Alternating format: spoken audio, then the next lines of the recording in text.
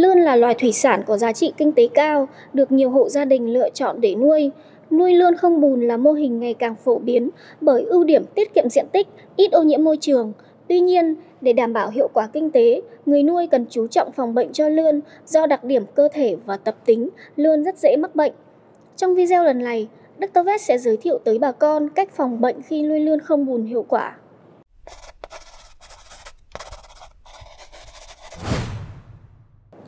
Về nguyên nhân gây bệnh cho lươn không bùn, lươn có sức đề kháng khá cao.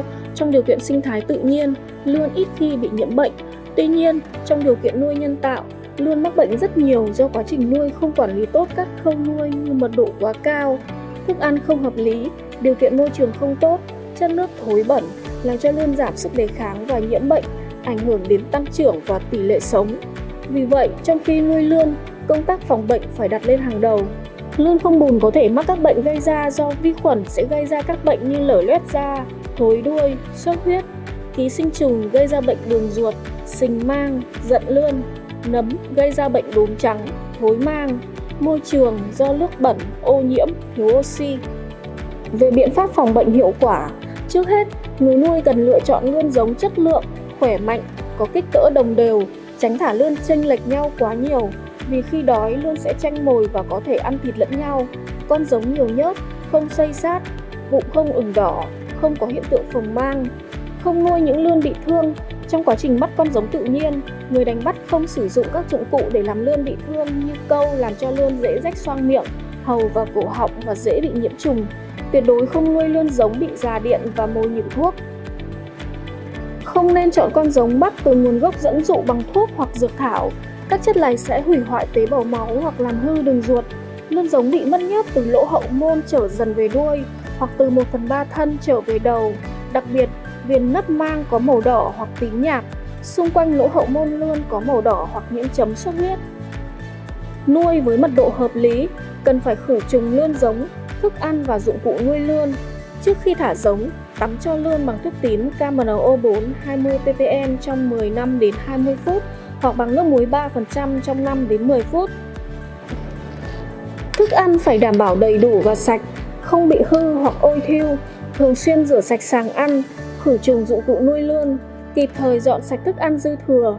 Trong quá trình nuôi phải đảm bảo môi trường nước thích hợp, nhiệt độ từ 23 đến 28 độ C, pH 6,5 đến 8, độ mặn không quá 6/1000. Về cho ăn, trong quá trình chăm sóc, bà con phải nắm vững quy tắc 4 định, đó là định chất, định lượng, định thời gian và định vị trí để điều chỉnh thức ăn một cách hợp lý.